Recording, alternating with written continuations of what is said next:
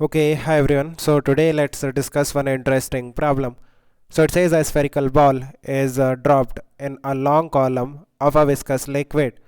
The speed of the ball as a function of time may be best represented by the graph. Fine.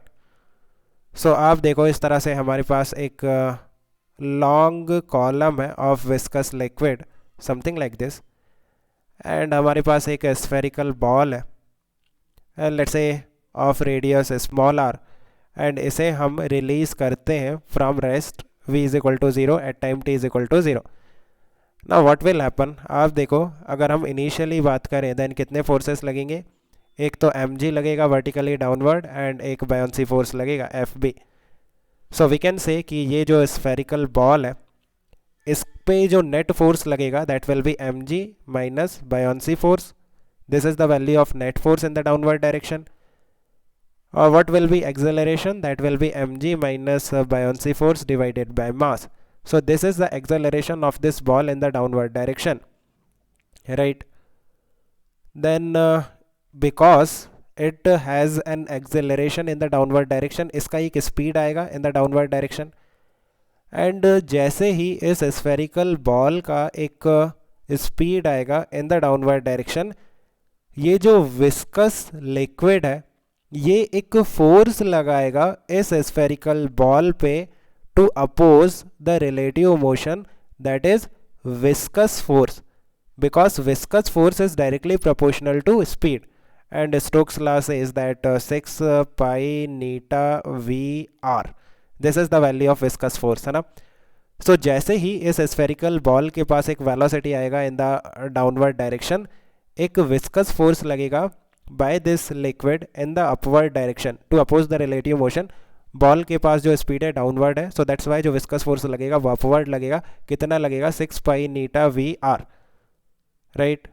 So we can say अभी net force कितना हो जाएगा? अभी net force in the downward direction will be mg minus buoyancy force minus 6 pi eta v r.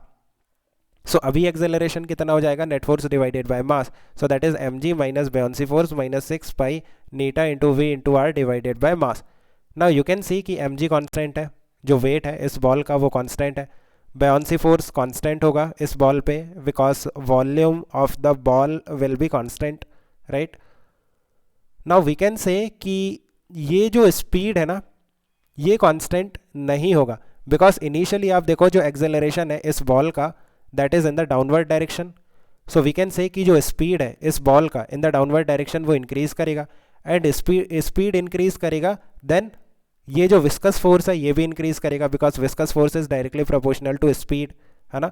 So if viscous force increases then जो acceleration है वो decrease करेगा.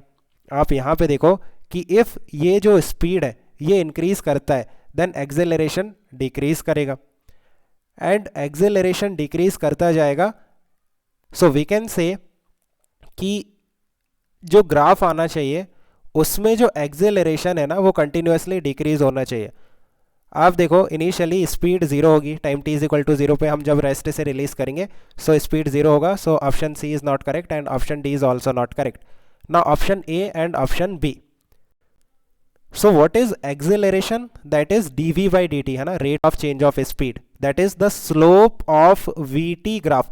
vt graph का जो स्लोप है वो एक्सेलरेशन को रिप्रेजेंट करता है. नाउ आप देखो ग्राफ ए को, इसका जो स्लोप है वो कांस्टेंट है. इट मींस एक्सेलरेशन कांस्टेंट है for graph A but acceleration continuously decrease करना चाहिए. अभी ऑप्शन बी को देखो, जो स्लोप है ये स्लोप है ना, ये कंटिन्यूसली डिक्रीज कर रहा है. इस तरह से देखो एंड फाइनली ये कुछ इस तरह से हो जाएगा. ये जो ग्राफ बी है ना ये फाइनली कुछ इस तरह से हो जाएगा जहां पे एक टाइम के बाद जो वेलोसिटी है वो कांस्टेंट हो जाएगी. दैट इज टर्मिनल वेलोसिटी, है ना. टर्मिनल वेलोसिटी क्यों आती है? यहाँ पे देखो विस्कस फोर्स कंटिन्यूसली इंक्रीज कर रहा है, right. So acceleration continuously decrease कर रहा है. एक टाइम ऐसा आएगा जहाँ पे एक्सेलरेशन जीरो हो जाएगा. कंटिन्यूसली डिक्रीज होते होते एक्सेलरेशन एक टाइम पे जीरो हो जाएगा. देन वहाँ पे net force will be zero, acceleration will be zero. It means velocity will be constant and that is what is known as terminal velocity. So I think you already know these things. Let me know if you still have any confusion. We can discuss further. Okay guys, keep working hard. Best of luck. Bye.